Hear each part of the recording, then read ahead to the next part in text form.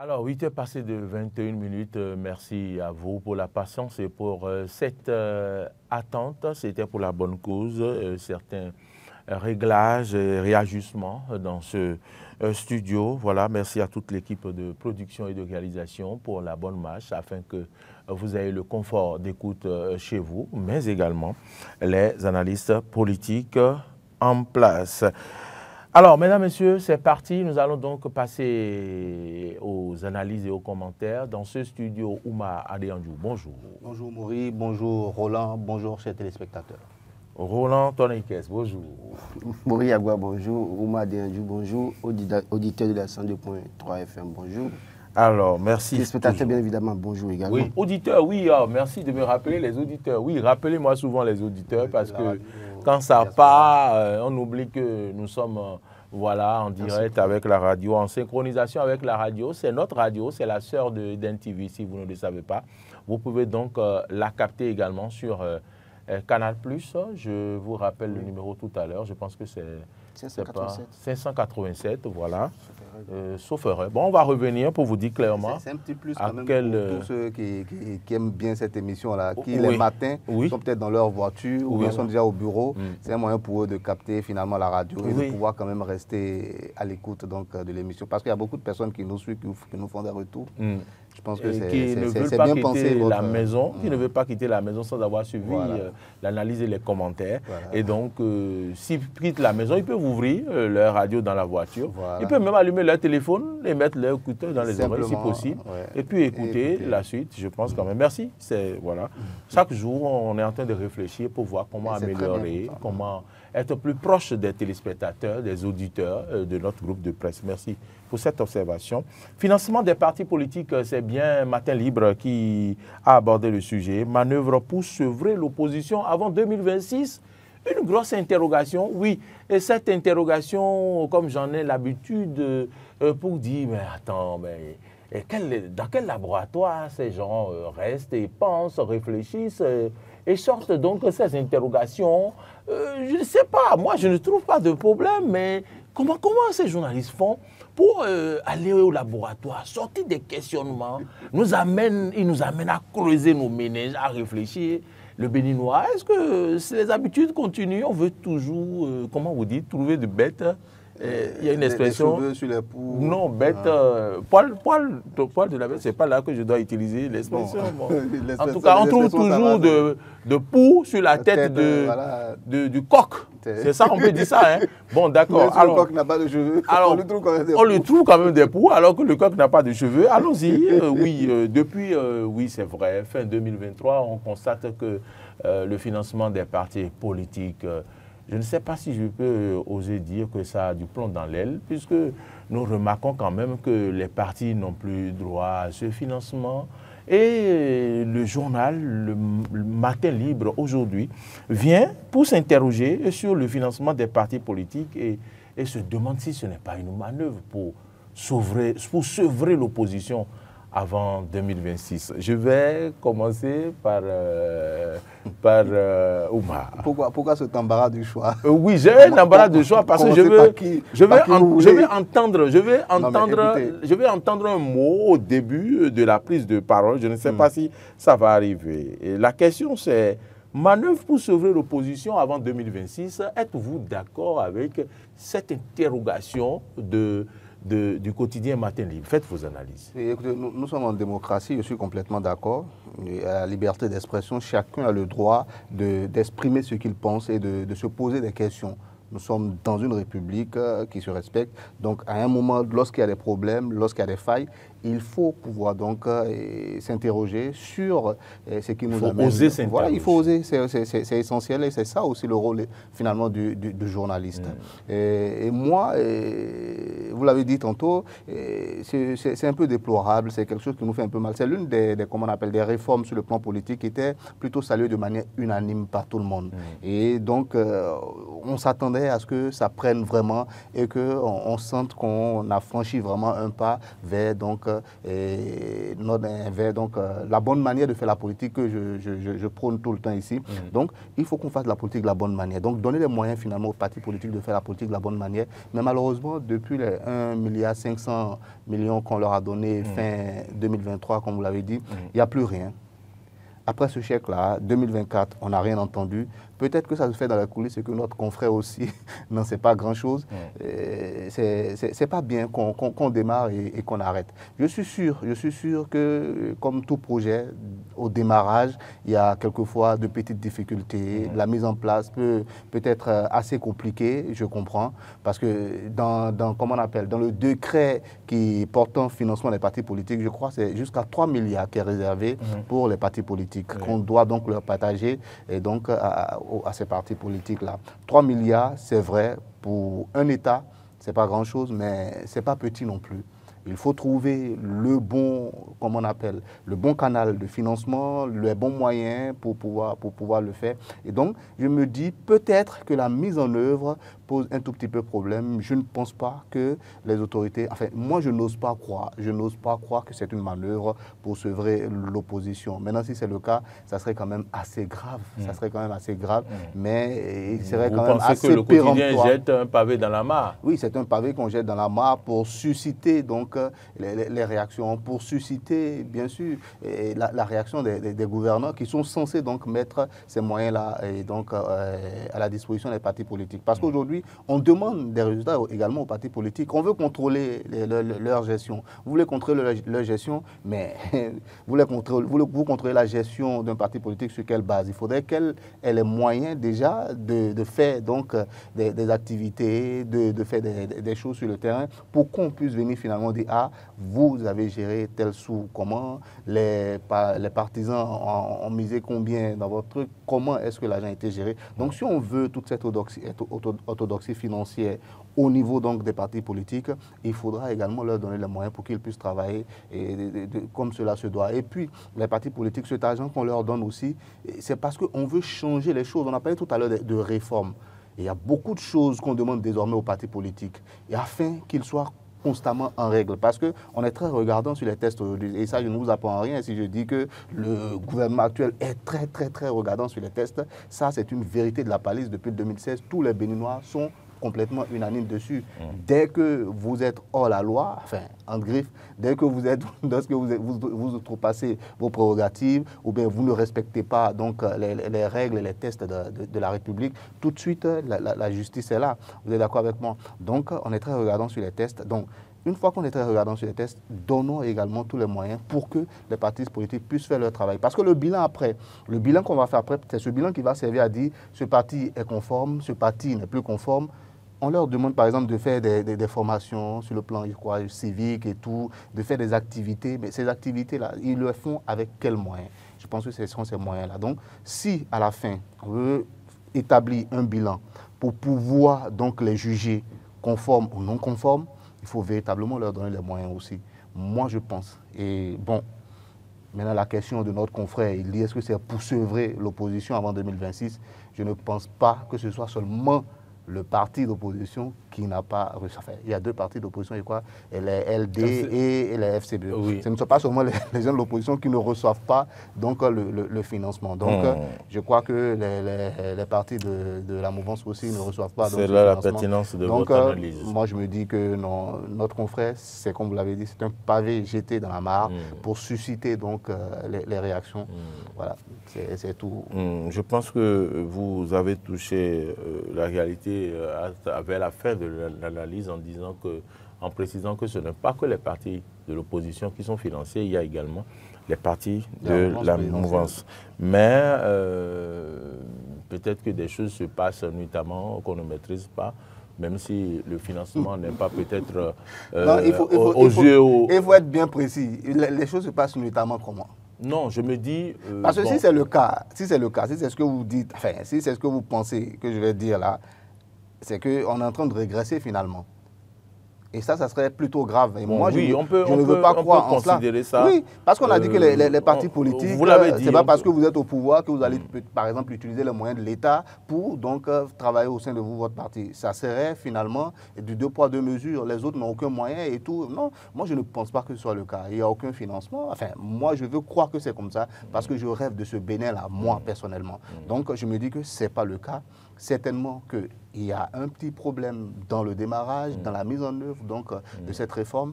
Il faut aller jusqu'au bout. Il faut donc maintenir le cap parce que c'est très, très, très bien comme réforme. Parce qu'on veut juger les partis politiques, on veut les mettre en règle, on veut les faire la politique de la bonne manière. Donc, il faut leur donner les moyens pour le faire également. Laurent, ce qui m'étonne est qu'aucun parti politique, je ne sais pas si c'est moi qui ai manqué de suivre l'actualité, mais je n'ai vu aucun parti politique de l'opposition ou de la mouvance monter au créneau pour donc déplorer le fait que depuis fin 2023, les partis n'ont pas reçu le financement qui est prévu pour aider les partis politiques. Mais le journal apparemment a décidé d'en faire son combat et s'interroge donc à sa une.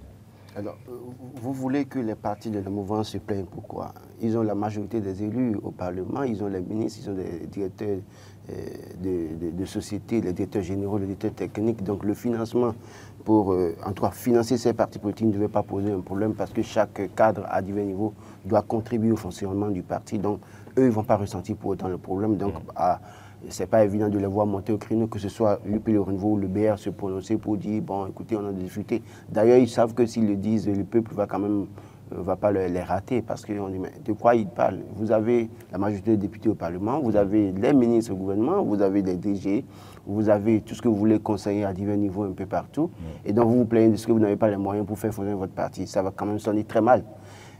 Le problème ici que l'opposition non plus n'a pas réclamé quoi que ce soit. Non, c'est ce que je dis. L'opposition pouvait réclamer, on pourrait comprendre mieux. Mais la mouvance en réalité pourrait réclamer sur quelle base en réalité? Si vous avez la majorité des élus ou des gens sont très bien payés quand même, si vous n'avez pas, ces gens ne peuvent pas suffisamment financer, payer les cotisations pour que le parti vive, ça posera un problème. Alors, quand je regarde la question du matin, ce matin, oui, au fond, est-ce que ça peut servir les partis d'opposition? C'est vrai que ceux qui ont mené la réforme, ce n'est pas ceux de l'opposition, c'est les gens de la mouvance qui ont mené la réforme, qui estiment, conformément, en tout cas à l'article 5 nouveau de la Constitution et à l'article 39 de la loi portant charte des partis politiques, que oui, il faut financer les partis politiques qui ont des élus pour que ces partis organisent des activités. En réalité, ce financement, c'est à quoi en réalité? Ce n'est pas pour payer les membres du parti, c'est pour permettre aux partis d'organiser des rencontres, des séminaires de formation, des séances de résolution de comptes. En fait, c'est ce à quoi l'argent doit servir. Et donc, si on pense sur ce volet-là simple, on peut dire que c'est peut-être une manière de sauver les partis d'opposition, parce qu'en réalité, vous voyez un peu la manière dont les demandes de réunion du Parti des démocrates sur le territoire national s'est empêché dans une certaine mesure. Et donc, si ce financement en arrivait à manquer également, parce que ce financement devait participer à appuyer ces activités, on peut être tenté de dire que le journal a raison de poser la question. Sauf que, moi j'ai dit... Et qui va répondre à la question? Ils vont répondre. Ceux qui sont au pouvoir, ceux qui ont voté la loi. Parce que la majorité de ceux qui ont voté la loi, quand même, c'est ceux de la mouvance. Et puis, quand on va plus loin... La question vous étonne? Moi, je dis que par le passé, c'est que véritablement, les partis n'avaient pas de financement. Que vous soyez de l'opposition, de la mouvance, vous vous débrouillez.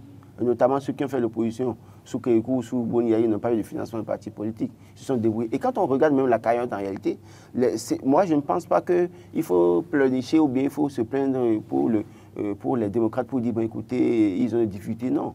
Pourquoi je le dis? Quand vous regardez la cagnotte, le fonds, le 1,5 milliard partagé en 2023, oui, c'est que le parti UP Le Renouveau a reçu 697 millions.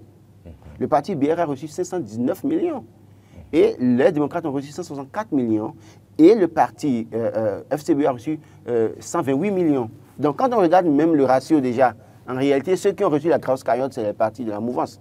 Donc les partis d'opposition, notamment FCBE démocrates, ont reçu 128 millions et 164 millions. Et en réalité, 164 millions est-ce que sans ça, il ne peut pas fonctionner en réalité? Il doit pouvoir développer des stratégies pour contourner ça en réalité. Parce que si hier, les gens ont vécu sans ce financement, et que c'est les mêmes personnes qui ont mené ce financement qui en arrivent à vous sevrer pour ne pas vous donner ça, vous devez pouvoir vous débrouiller et vous battre pour ça. Je pense que le problème, c'est que hier, des gens étaient dans la mouvance, ont eu les moyens, ont des dirigeants à divers niveaux, mais il faut véritablement se rappeler que quand les gens sont au pouvoir, ils ont la majorité des cadres, ils ont les moyens pour fonctionner. Et donc, il faut quand même laisser comment vous appelez,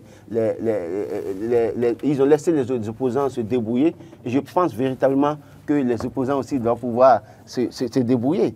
C'est ce que je pense. Je pense véritablement que les gens doivent pouvoir comprendre que, qu'ils aient du financement ou pas, ils doivent se débrouiller. Ils doivent se débrouiller et ne pas pleurnicher sur un... Se débrouiller. Oui, donc oui, véritablement, il ne doit pas dresser... La politique, vous savez ce que ça engrange comme dépense, comme moyen. Comment vous allez vouloir que les gens se débrouillent?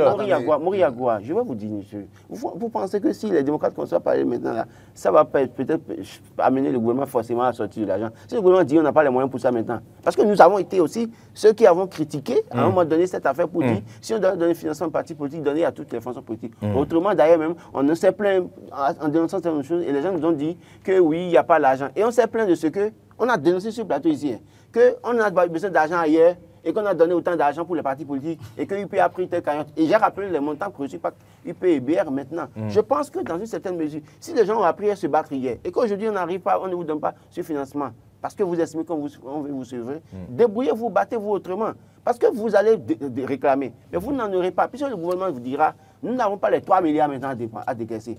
Vous voulez faire quoi? Oui, même ils ont vu que tout Cotonou est en chantier, qu'il y a beaucoup de chantiers en cours. On a besoin d'argent.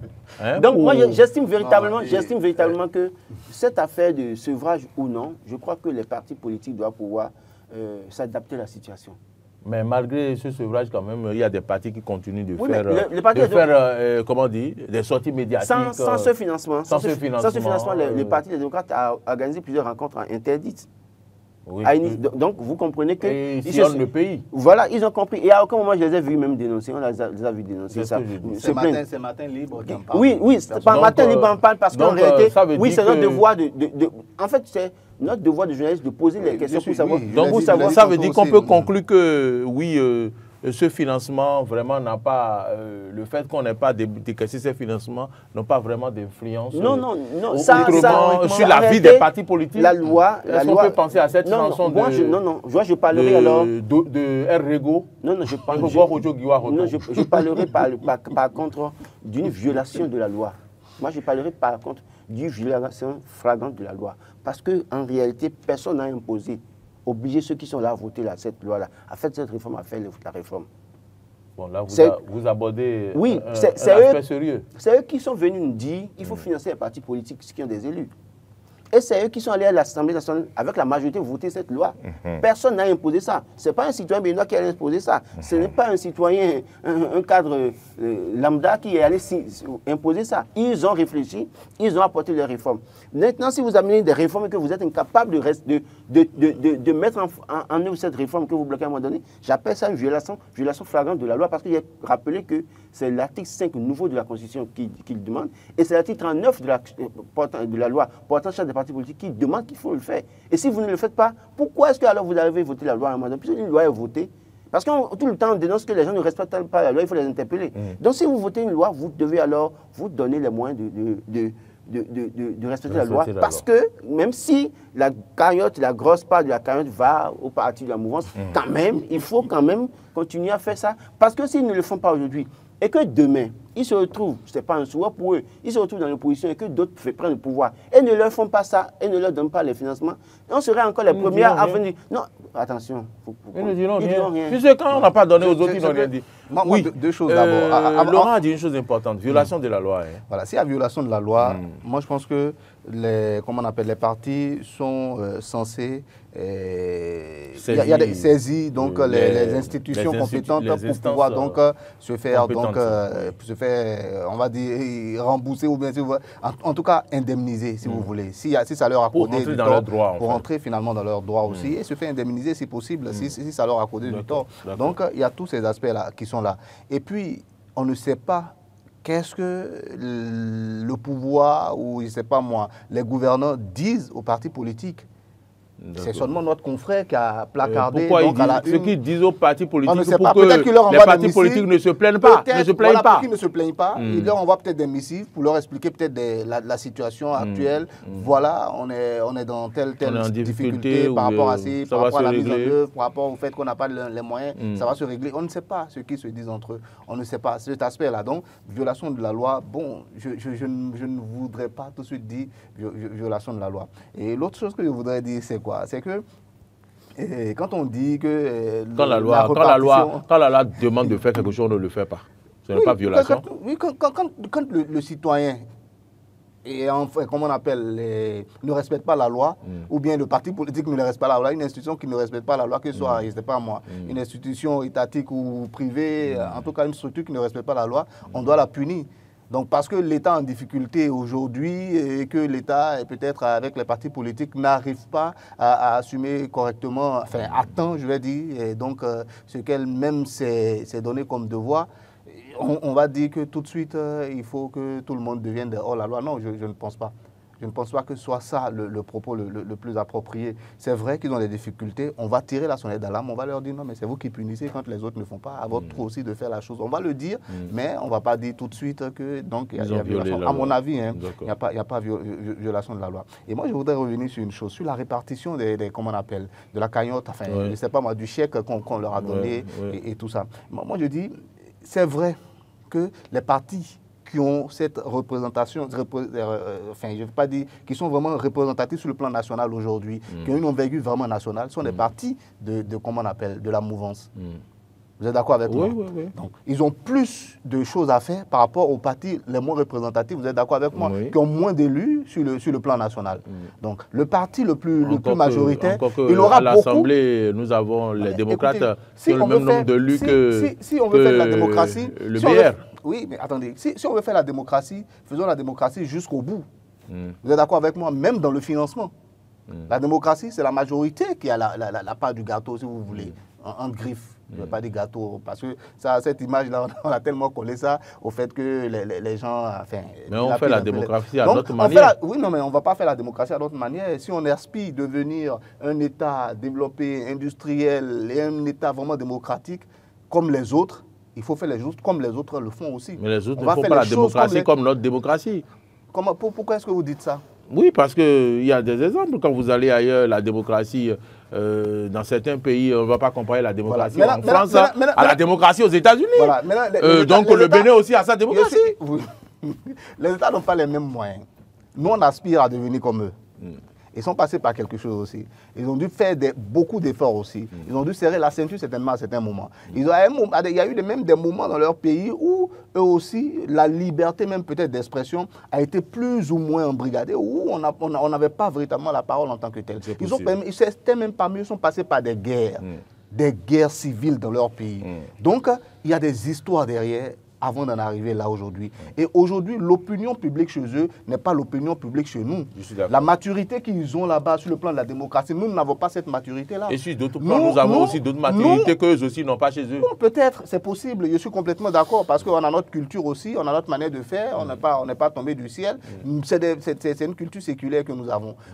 Comment on appelle, nos parents, nos ancêtres ont apporté quelque chose à l'humanité aussi. On ne peut pas balayer tout du revers de la main. Vous êtes d'accord avec moi? Mais ne serait-ce que sur le plan de la démocratie, ce sont nos devanciers, reconnaissons-le. Et donc, ils sont plus matures sur ce plan par rapport à nous. On va finir avec le sujet. Ils sont plus matures que nous par rapport donc, à ça. Donc, on ne peut pas tout de suite aller se comparer à eux. Ils ont fait un cheminement. Et il serait bien que nous, on fasse un petit chemin avant de commencer à vouloir être comme eux et tout. Voilà. Donc, il y a un chemin à faire.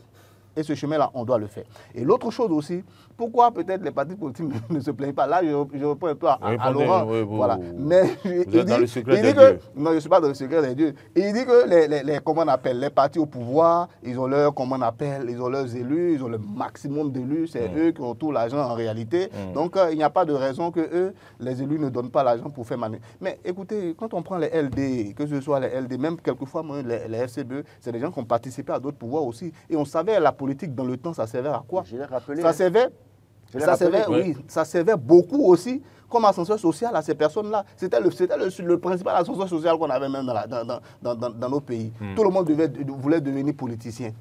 Et donc gagner de l'argent. Donc ils ont pu emmagasiner aussi. La plupart d'entre eux, c'est de grands ténors. C'est de grands ténors de la politique au Bénin. Ceux qui sont aussi dans l'opposition.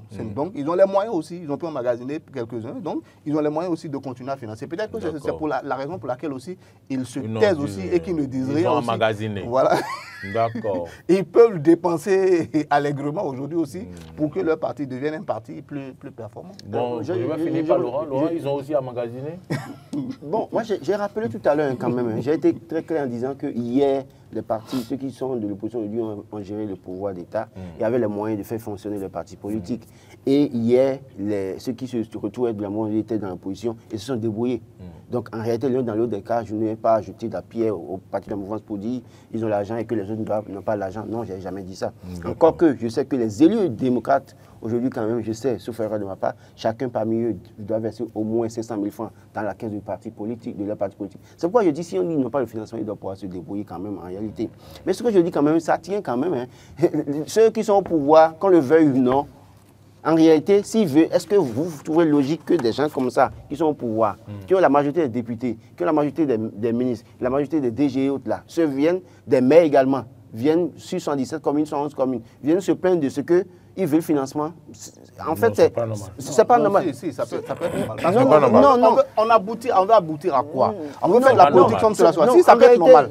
Parce que le maire, peut-être qu'ils l'ont fait, mais ils n'ont pas fait publiquement. Non, attendez, le maire, le député, le législateur qui a réfléchi, les gens qui sont assis, les experts qui ont réfléchi pour sortir les lois pour dire, écoutez, tel député, on va le payer telle somme. Le maire, on va lui payer telle somme. C'est parce qu'on prend en compte les activités qu'il a à faire également tout au long de son mandat. Donc, son argent, normalement, doit lui servir normalement aussi à quelque chose. Bon. Oui, une partie peut-être aussi pour... Non, c'est pas que c'est ma lecture. On ne fait pas, on ne décide pas comme ça du salaire, donc des élus comme ça. On prend en compte... Les partis sont en train de faire des activités dans le pays. Oui, ils font les activités sans le financement. Non. Parce qu'il y a les cotisations des partisans, parce qu'il y a les élus également qui doivent apporter. Et ça aussi, ça fait partie peut-être de tout ce qu'on a mis, comment on appelle, sur la balance pour pouvoir fixer leur salaire. Pour chuter. Ce que je dis, c'est quand même ça. Je dis par exemple, quand vous regardez dans toutes les régions du Bénin aujourd'hui, dans toutes les communes, il y a des élus du parti au pouvoir. En réalité, si on a d'activités à organiser, en réalité, ces gens-là, le salaire, quand vous dites que le salaire, on a fixé le salaire là, ça veut dire que vous voulez dire qu'ils ne font pas d'économie, ils font d'économie. Donc ça veut dire quoi? Il y a une possibilité, je dis, ce que je dis c'est simple, il y a une possibilité de ces partis-là de financer facilement leur parti, de ces militants là, par exemple, de financer facilement leur parti, contrairement aux autres partis qui... Il faut dire la vérité, j'ai défendu sur ce plateau ici que en réalité, on doit donner l'argent à toutes les formations politiques. Et c'est sur cette base que je le disais en réalité, pour dire toutes les formations politiques régulièrement constituées, on doit pouvoir leur trouver une petite cagnotte pour fonctionner parce que c'est eux qui animent la vie politique. Oui. Et donc, sur ça, on devrait pouvoir le faire parce que beaucoup de partis aujourd'hui prennent la parole, décident des choses, dénoncent des choses, font des déclarations et contribuent à la vie politique, mais n'ont pas d'élus, n'ont pas de moyens. Et donc, moi, je suis dans cette dynamique-là aussi. Mais ce que vous dites... Mais j'estime véritablement que tout le monde, même si tout le monde se plaignait, et j'insiste là-dessus, c'est-à-dire qu'eux, en réalité, quand ils vont commencer à se plaindre, les gens vont dire, mais de quoi ils se plaignent? C'est de ça que je parle. Manœuvre pour sevrer l'opposition avant 2026. Est-ce que je peux me permettre de dire non? Que c'est de l'eau versée sur le dos du canard au regard de ce que nous observons dans le microcosme politique? Pour l'amour du Bénin, pour l'amour de la patrie, moi je ne veux pas y croire. Nous sommes sur le terrain politique, tout est possible, mais je ne veux pas croire que ce gouvernement ou bien ces dirigeants-là soient capables de ça. Je ne pense pas. Moi, je dis oui et non. Oui, dans le sens que on a vu des activités du parti, les démocrates interdites. Et si vous avez choisi oui non plus que oui, qu'est-ce que vous allez faire? Dès lors qu'il y a des activités qui ont été interdites à un moment donné et que les gens dénoncent le fait qu'ils disent qu'en réalité, on les empêche d'organiser des activités, d'aller à la rencontre des militants et que finalement, ce financement, dans la charte des partis, c'est bien défini que c'est pour organiser des activités du parti. D'accord? Ce n'est pas à partager aux membres du parti. Et dès lors que ce financement ne vient pas pour leur donner un appui pour organiser les partis, on peut être tenté de dire que c'est oui. Mais dans le même temps, je dis non parce qu'en réalité, quand je regarde un peu la cagnotte partagée dans l'argent, j'ai rappelé les montants reçus par les différentes formations politiques, on voit que la grosse part est allée de l'autre côté. Donc du coup, si ce n'est que ça, en réalité, ce n'est pas pour les sevrer, il doit pouvoir se battre, se débrouiller et passer à côté. D'accord. L'interdiction comment on appelle là, je crois le porte-parole du gouvernement en a parlé, c'est les manifestations en milieu ouvert qui sont interdites. Et ils ont leur raison. Et si nous-mêmes on s'assoit tranquillement, on peut voir plus ou moins les raisons. En milieu ouvert? Oui, en milieu ouvert. Donc on peut prendre une salle de 2000 personnes et puis allez faire une activité. Il n'y a aucun... C'est pas interdit au Bénin. La preuve, en milieu ouvert, enfin, en tout cas, moi je vous dis ce que vous avez entendu. Ce que je sais. Et maintenant, mais la réalité sur le terrain, c'est quoi? Est-ce que tous les autres activités, quel parti a organisé je ne sais pas moi, une activité en milieu ouvert avec un grand nombre de personnes, comme on faisait dans le passé, avec des meetings, comme des meetings où le Bénin était, où le Bénin était constamment en meeting. Qui a fait quoi à Zogodomé? Vous étiez à Zogodomé ce week-end? Non, moi je ne vous informe pas. Moi je circule dans le pays et je vois les choses. Nous sommes tous dans le même Bénin. Moi je vous dis ce que je sais. Quand je dis vous étiez à Zogodomé là, ceux à qui je m'adresse là, ils savent de quoi je parle. D'accord, mais là vous faites économie de vérité. C'est pourquoi on informe aussi les téléspectateurs. Chacun n'a qu'à se promener dans le pays. Ce n'est pas à moi de venir informer les gens. Si moi je prends mon caméra pour circuler et aller à Zogodomé pour voir ce qui se passe, nous sommes tous dans le même Bénin et nous voyons les réalités. Donc, moi, je ne pense pas que ce soit un argument qui soit valable pour dire qu'on veut sevrer les partis. On a donné les raisons pour lesquelles c'est interdit. Regardez un peu, imaginez, on veut faire quelque chose. Sur le plan sécuritaire... Il y a un parti à Zogodomé qui a organisé quelque chose et ce n'était pas... Vous ne voulez pas à un endroit couvert. C'était pas un endroit couvert. Bon, peut-être que c'est devant leur siège, je ne sais pas. En tout cas, moi, je vous dis... Ah, ils ont autorisé qu'on fasse des choses devant le siège. Je vous dis une chose, je vous dis ce que moi je sais. Et ce que enfin, vous me faites mon latin. Tout récemment, quelqu'un a organisé une activité pour les femmes. Oui, une femme dans une arrondissement d'Abou. Ça dit que lorsqu'on veut être, comment on appelle, lorsque nous sommes journalistes, moi je pense qu'on doit parler avec ce que nous avons comme preuve. Ce que nous pouvons brandir. Et nous on parle avec quoi? Non, en tout cas moi personnellement, je parle de ce que je sais. Okay. Mais nous on parle avec quoi? Vous avez parlé de Zogodomé, mais vous ne révélez rien. On ne sait pas de quoi révélé, vous parlez. Non, j'ai dit qu'il y a eu une activité là-bas et que c'était en plein air. Ne parlez comme si c'était en plein air. Ne parlez pas comme si vous êtes déconnecté de la réalité. Non, ça dépend. Vous avez dit que le porte-parole a dit qu'il faut organiser en quoi? En truc fermé. Et je vous ai dit que Zogodomé là où l'activité a eu lieu ce week-end, vous savez, non, mais non, revenons, disons les choses de manière très sérieuse. Vous savez au Bénin aujourd'hui, attendez, permettez. Vous savez au Bénin aujourd'hui, sur le plan sécuritaire, ce que nous vivons. Et pourquoi est-ce qu'on peut demander à des gens de ne pas organiser des choses en milieu ouvert, par exemple? Vous savez ce que nous vivons. Et au-delà de ça, il y a quelque chose aussi, il y a quelque chose auquel on veut mettre fin. Il y a quelque chose auquel on veut mettre fin.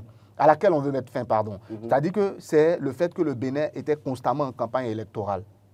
Mais la campagne a commencé, est-ce que vous savez ça? On veut mettre fin à ça. Est-ce que vous savez que la campagne a commencé? Pour moi, la campagne n'a pas commencé de manière très officielle. Tant que ça n'a pas commencé, ça n'a pas commencé. Moi, je suis un journaliste, il faut être sérieux, il faut dire les choses comme cela se doit. Moi, je dis et dans je notre répète, pays, à on veut mettre fin. Des élections, il y a déjà la campagne souvenez-vous de ces marches constamment qu'on avait, comme si on était tout le temps en campagne. Souvenez-vous de ces meetings qu'on avait tout le temps au Bénin. Aujourd'hui, on veut mettre fin à ça. Et donc, de temps en temps, il faut quand même, je ne sais pas moi, la politique du choc pour pouvoir arrêter un certain nombre de choses. Et donc, moi, je pense qu'ils sont un peu dans cette logique-là. Je ne justifie pas... C'est comme si vous êtes descendu hier de l'Europe. Hein. Non. Ça dit, attends, vous avez vécu tout le temps en Europe. Non, si vous parlez jusqu'à ce week-end, jusqu'à ce week-end, politique de choc.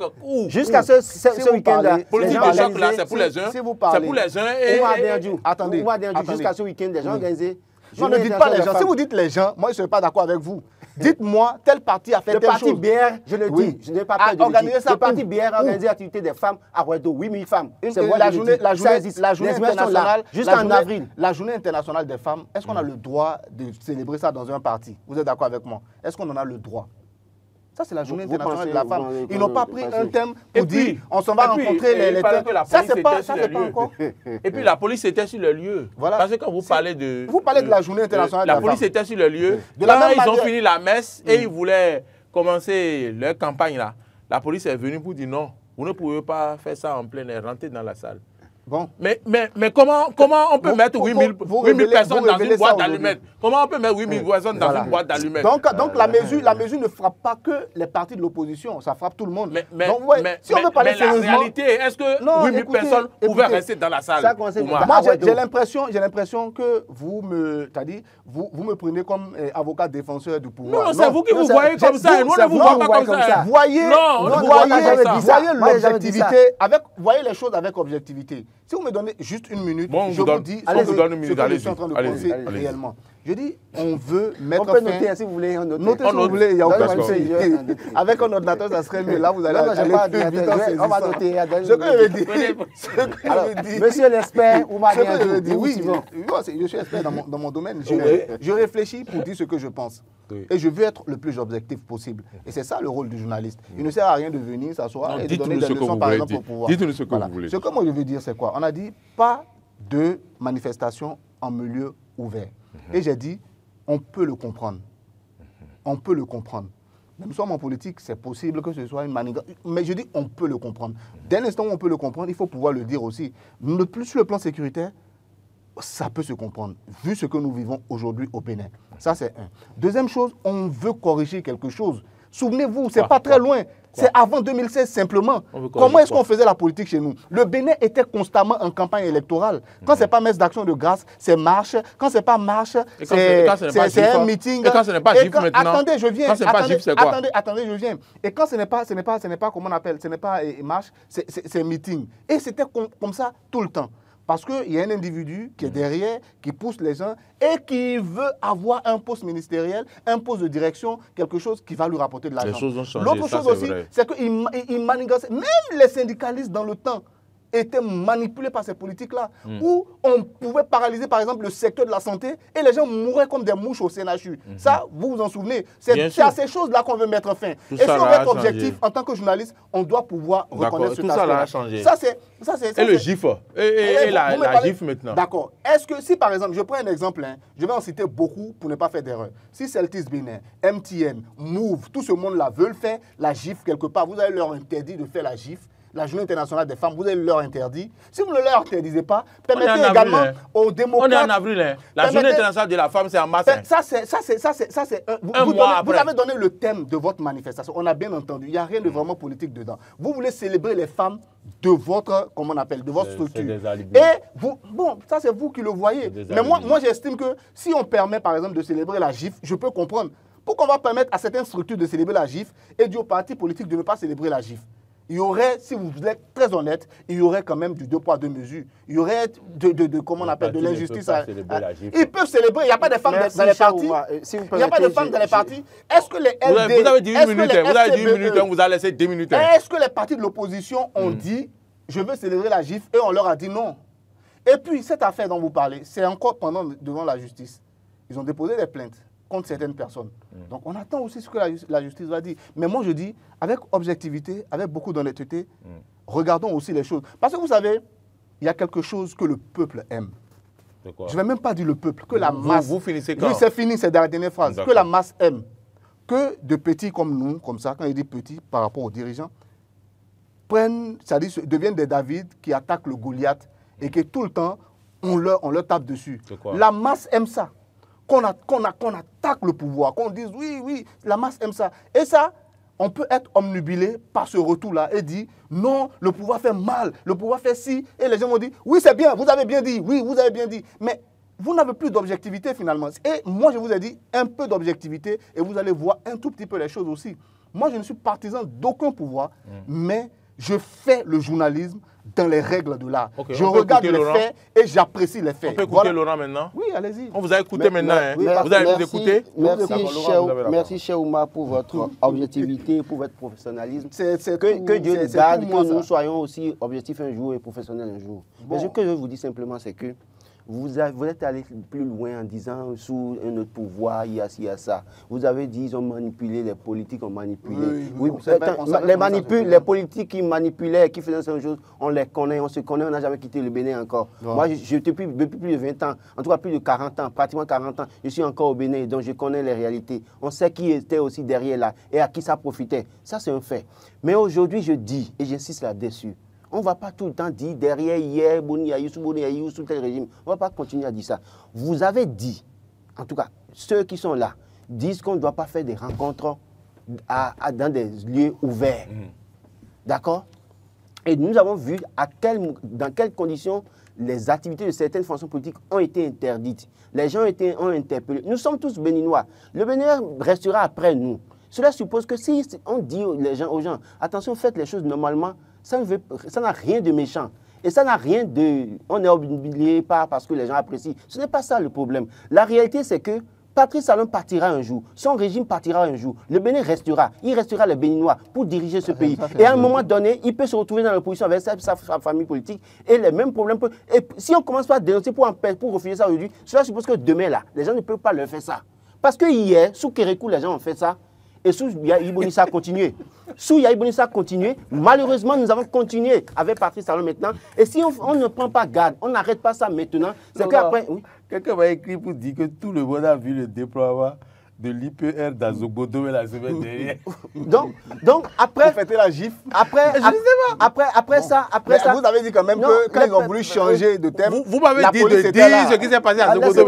Quelqu'un qui m'a écrit, après ça, Patrice Talon va partir après. Les gens vont continuer les mêmes pratiques. Et pour nous, notre rôle, quand on dit non, ne faites pas ça, c'est pour arrêter à un moment donné. Parce que quand on parle aujourd'hui, par exemple, du règlement... C'est pas la pratique dont vous parlez? La pratique, c'est d'empêcher tous azimuts les manifestations des autres camps politiques, des formations politiques.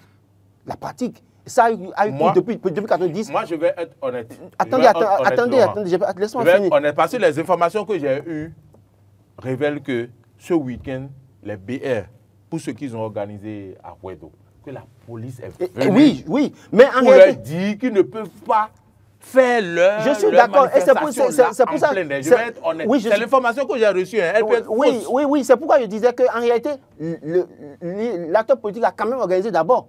C'est ce que je dis, c'est-à-dire que les gens doivent comprendre que, à force, puisque si on n'avait pas interdit ça pour les autres formations politiques, c'est que l'ancien siège de Ouedo, à Gon, Gilbert, pouvait organiser facilement son activité. Oui. Donc cela suppose qu'en interdisant aussi, c'est qu'à un moment donné, ils se mettent en difficulté. Mais en même temps aussi... Ils s'interdisent ça aussi. Non, ils interdisent aux autres, donc ils doivent... Aujourd'hui, non, écoutez, l'interdiction a commencé quand? C'est s'ils n'interdisaient pas à leurs partisans qu'on allait dire qu'ils sont en train de brimer l'opposition. Vous rappelez, Mori Agua, mais puisqu'ils interdisent aussi à leurs partisans, vous rappelez des dénonciations du parti. Oui, tout à fait. Et chaque fois, les gens dénonçaient. Et après, le maire était obligé de faire une certaine interdiction par rapport à comment vous appelez, à Zivir, vous vous rappelez cette affaire-là. Donc, à un moment donné, à force d'interdire, à un moment donné, et face aux dénonciations des populations, c'est que les gens ont compris que finalement, si on n'interdit pas aussi pour les nôtres, c'est que ça va sonner mal. Mais au fond, est-ce qu'on a besoin d'interdire pour interdire les activités des fonctions politiques aujourd'hui? À un an des élections, dès lors que les gens ne sont pas dans... Dès lors que les gens ne marchent pas, dès lors que les gens ne marchent pas pour faire campagne, que les gens veulent organiser. Par exemple, les activités des partis, les démocrates, par exemple, c'est quoi? C'est l'activité de reddition de comptes. Et c'est prévu par la loi. Le député doit aller rendre compte à ses mandats. Oui, donc, mais si on interdit à un député d'aller rendre compte à ses mandats également, est-ce que vous pensez que c'est normal? Je pense que véritablement, réfléchissons pour améliorer les choses. Je ne condamne personne, mais moi je dis, réfléchissons, améliorons les choses. Et là, ça va être bien pour nous tous. Et après, si d'autres régimes viennent et ont cette pratique-là, on va les dénoncer encore. Ce que moi je dis, réfléchissons pour améliorer les choses. Ce n'est pas seulement le gouvernement seul qui réfléchit. Le gouvernement a sorti je ne sais pas moi, une décision. Oui, mais nous, on est en train de faire des propositions attendez, permettez-moi aussi d'aller jusqu'au bout. Donc les partis politiques peuvent se dire, ils ont refusé les choses en milieu ouvert. Ok, on veut faire notre reddition de compte. Comment est-ce qu'on s'organise? Le parti est quand même bien organisé. Aujourd'hui, dans l'achat des partis, on a demandé aux partis d'être bien organisés, avoir des représentations un peu partout dans le pays, dans les 12 départements. On est d'accord. Donc, organisons de sorte à ce que tous les partisans soient vraiment informés de ce que le député a envie de dire à ses mandats. Donc, moi, je ne pense pas que cela pose un problème. Dès l'instant où on ne refuse pas les réunions dans nos sièges, donc, on peut déjà utiliser ça. Et puis, je rappelle toujours une chose.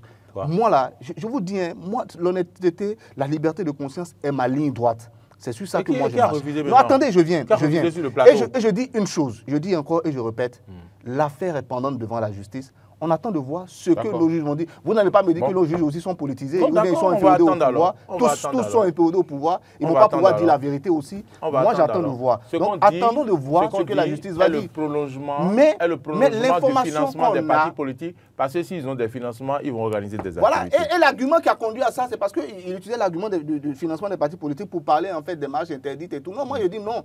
Ce pourquoi on interdit les marches, c'est autre chose. Ne mélangeons pas les choses. Voilà. Et ça peut se comprendre. Imaginez, dans une zone frontalière, dans une zone qui est proche, par exemple, des 3 frontières quelque part, où on a des difficultés avec des malfrats, des gens mal intentionnés contre les populations. Imaginez, on va organiser quelque chose là-bas en milieu ouvert. Qu'est-ce que ça va donner? Non, il y a beaucoup de cas comme ça. Donc moi, je dis, si le gouvernement le dit, il faut pouvoir quand même... On a compris. J'ai comme l'impression, quand je parlais du financement, la réalité, sevrage et autres, là, vous ne m'avez pas bien suivi. J'ai dit oui et non. J'ai dit, si on tient compte des interdictions, on peut tenter de dire que c'est oui. Parce que dans la suite des interdictions, parce que les partis en question organisent des activités. Et avec le financement, ça va contribuer à renforcer ces activités organisées. Absolument. On peut tenter de dire oui. Mais dans le même temps, que si on se regarde la cagnotte qui va, avec la grosse part qui va vers les fonctions politiques, on peut tenter de dire non. J'ai quand même. On peut dire non, sans ça, les partis continuent de faire des activités. Je vous remercie. C'est là, moi, je dis que c'est un mélange qui n'est pas très bien. C'est vous qui décidez. J'ai le droit aussi de le dire aussi. Apprécier aussi. Non, mais j'ai le droit quand même sur le plateau d'apprécier ce que je pense aussi. Oui, mais on vous laisse apprécier. Voilà, donc on ne vous a jamais. Je dis que c'est un mélange qui n'est pas très intéressant. C'est pas bon de faire cet amalgame-là. Quel amalgame? Oui, mais on a dit le financement des partis politiques et vous mettez ça tout de suite. Pas nous qui le faisons, c'est le quotidien qui s'est interrogé, on a fait des analyses. Et les analyses aboutissent à des résultats. Et vous avez vu, c'est les résultats que vous avez vus sur ce plateau. Ça, par exemple, c'est un amalgame. Faut pas faire ce mélange. C'est les résultats de nos analyses. J'ai dit, non, c'est vrai en plus. Tenté de dire, j'ai parlé du français, simple à comprendre, cher Oumar. Oui, Oumar, on peut tenter. Oui, mais quand même, je fais mon analyse. Vous acceptez ou vous n'acceptez pas. Oui, mais justement, donc je n'accepte pas. Vous n'allez pas me dire que c'est un mélange. Laurent, vous me permettez, Laurent. Vous ne pouvez pas me dire que c'est un mélange. Vous ne pouvez pas me dire qu'il fait un mélange. Laurent, c'est bon. Laurent, c'est mon analyse. Je respecte votre analyse. Non, ça va, c'est bon. Si vous voulez, je vais vous présenter ça. Je le fais, s'il vous plaît, ça va, Laurent, ça va, je vous en prie. Et dans l'analyse, s'il vous plaît. S'il vous plaît. Quand il dit amalgame, il s'est adressé à moi. Puisque nous deux, on était face à lui. Il faut le laisser. Je vais vous dire une chose, Oumar. Je vais vous dire une chose. Allez-y. Les analyses. Si vous me dites, est-ce que je peux répondre aussi? Les analyses là, ça dit que quand vous faites une bonne analyse, vous aboutissez à des résultats qui sont parfois même contre vous-même. Votre conviction, Laurent va le témoigner. Moi aussi, je peux le témoigner. Quand vous faites de bonnes analyses, ça dit que vous aboutissez, ça dit que vous avez votre idée en tête, mais vous faites toute votre analyse, vous finissez, et le résultat auquel vous aboutissez là, ça dit que vous étonne vous-même. Et j'ai dit qu'on ne fait pas d'amalgame sur ce plateau, mais nous avons fait des analyses qui ont abouti à des résultats. Peut-être que le mot amalgame, le mot mélange est peut-être mal choisi et que ça on ne revient pas là-dessus. Je présente mes excuses à Laurent, mais ce que je veux dire était bien clair. Je dis que ça, c'est un problème, mais complètement à part. C'est à part, ça n'a aucun lien avec ça. C'est ça qui montre que vous creusez, on fouille, et puis voilà, on sait. C'est bon. Il n'y a pas de problème, ne vous en faites pas.